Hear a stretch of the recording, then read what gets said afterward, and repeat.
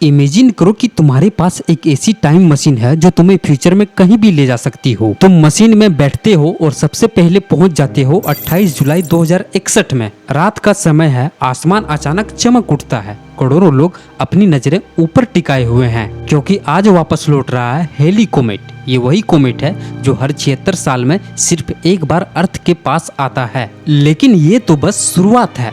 Time machine अब और तेजी से आगे बढ़ती है और हम पहुंच जाते हैं 23 मार्च 2178 में। आज एक हिस्टोरिक मोमेंट है।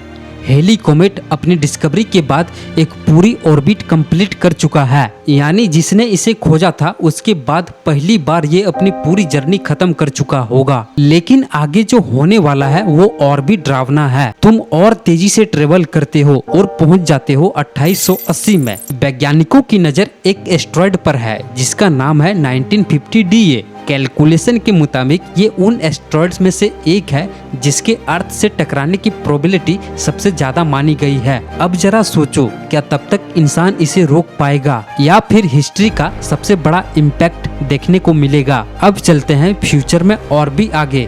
5 जुलाई 6757 इस दिन स्काई में एक ऐसा रेयर इवेंट होगा जिसे देखने के लिए शायद पूरी दुनिया रुक जाए। एक तरफ सोलर एक्लिप्स और दूसरी तरफ मर्क्यूरी ट्रांजिट। ऐसा कॉम्बिनेशन देखने का मौका इंसान को शायद सिर्फ एक ही बार मिले। अब टाइम मशीन हजारों साल आगे छलांग लगाती है। 13,000 साल बाद अर्थ का एक्सिस धीरे धीरे बदल चुका होगा। आज नॉर्थ हेम्स्फीयर में जो सीजन आते हैं वे साउथ हेम्स्फीयर में आने लगेंगे और साउथ वाले नॉर्थ में, यानी मौसम का पूरा सिस्टम उल्टा हो जाएगा। मशीन और स्पीड से चलती है और तुम पहुंच जाते हो 36,000 साल बाद। एक रेड ड्वार्फ स्टार हमारे सन के काफी करीब से गुजरेगा। रात का आसमान इतना अलग होगा कि शायद आज की कोई भी स्टार मैप काम ना आए। तुम फ्यूचर में 1,00,000 साल आगे चले गए। आज जिन कॉन्स्टेलेशंस को हम ओरायन, उर्सा और मेजर का सप्तऋषि कहते हैं वो पूरी तरह बदल चुके होंगे। आसमान पहचान में ही नहीं आएगा।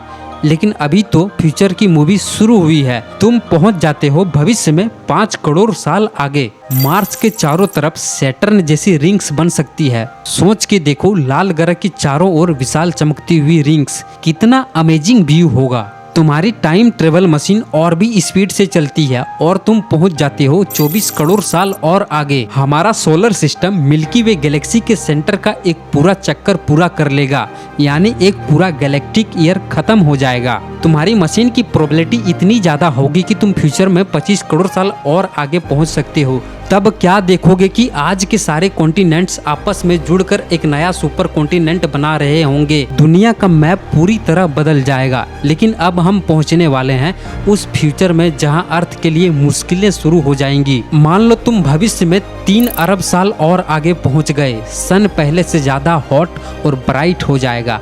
ओशियंस धीरे धीरे सूखने लगेंगे और अर्थ वीनस की तरह गर्म और बंजर दुनिया बन सकती है। लेकिन सबसे एपिक सीन्स अभी बाकी है।